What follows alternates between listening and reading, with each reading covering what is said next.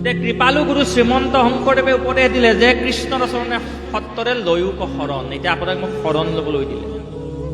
এতিয়া শৰণ মানে আমাৰ আপাতদৃষ্টিত কি কথা, যে ৰাতিটো লঘোণে থাকি পিছদিনা ৰাতিপুৱা চুৰিয়া পাঞ্জাবী বা বগা চাদৰ মেখেলা এযোৰ পিন্ধি গুৱা পাণ সিধা এটা লৈ নামঘৰলৈ যাব লাগে, তাতে বহিব লাগে আৰু কোনোবা বুঢ়া ভকতজনে কথা কেইটামান ক'ব, 4বাৰমান মই আঁঠু কাঢ়ি সেৱা কৰিব লাগে, গোসা কেইটামান মাতিব লাগে, তাৰপিছতেই তেল আৰু মছলা নিদিয়া সিদ্ধ এসাঁজ খাই ঘৰলৈ উভতি গুচি আহিব। আপাতদৃষ্টিত বহুতৰ কাৰণে সেয়াই শৰণ। শৰণ কিয় ল'ব লাগে?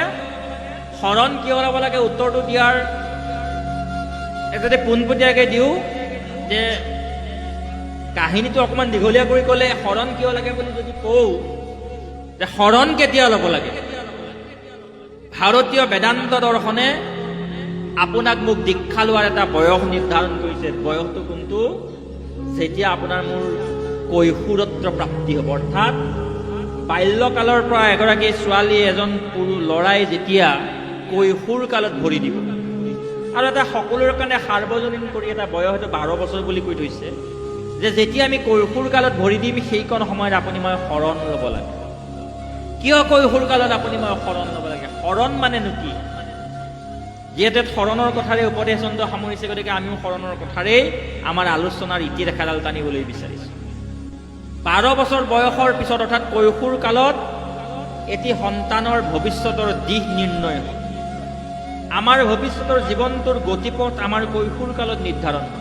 বাল্যকাললৈকে আমি খেলা ধূলা হাঁহি ফূৰ্তি কৰি কটালোঁ। মহাপুৰুষ শংকৰদেৱে 12 বছৰ বয়সলৈকে স্কুলত নাম নলগাইছিল। মনত আছে নিশ্চয় ন? আমাৰ কাষৰে সৈখন বৰদোৱাৰ মহেন্দ্ৰ কন্দলীৰ টোলত গুৰুজনে 12 বছৰ বয়সত নাম ভৰ্তি কৰিছিল। অৰ্থাৎ 12 বছৰ বয়সৰ সময়খিনিলৈকে আমি শিশু হৈ থাকোঁ। এই চোৱা সময়ত আমি উমলি জামলি পকিলাৰ পিছে পিছে দৌৰি বালি ভাত বনাই আমাৰ সময়বোৰ পাৰ কৰি 12 বছৰ পাৰ হোৱা মানে কৈশোৰ কালত যেতিয়া আপুনি মই ভৰি দিলোঁ, তেতিয়াই আপোনাৰ মোৰ জীৱনৰ গতি নিৰ্ণায়ক পথটো হ'ব। অৰ্থাৎ হাই স্কুলত ভৰি দিয়াৰ লগে লগে আপুনি মই আৰ্টছত পঢ়িম নে ছায়েন্সত পঢ়িম নে কমাৰ্চত পঢ়িম, এই 3টা পথৰ পৰা এটা পথত আপুনি মই সন্ধান কৰিব লাগিব, নহয়নে? সেই সময়তে আপুনি মই ডাক্তৰ হ'ম নে ইঞ্জিনিয়াৰ হ'ম নে মাষ্টৰ হ'ম নে প্ৰফেচাৰ হ'ম, তাৰো সিদ্ধান্তটো তেতিয়াই ল'ব লাগিব। সেই সময়তে ল'ৰা ভাল হ'বনে ছোৱালী ভাল হ'বনে, ল'ৰা বেয়া হ'বনে ছোৱালী বেয়া হ'ব, তাৰো চাৰ্টিফিকেটখন ওলাই যায়। কেৰেক্টাৰ চাৰ্টিফিকেটখন কেতিয়া ওলায়? কৈশোৰ কালত, নহয়নে?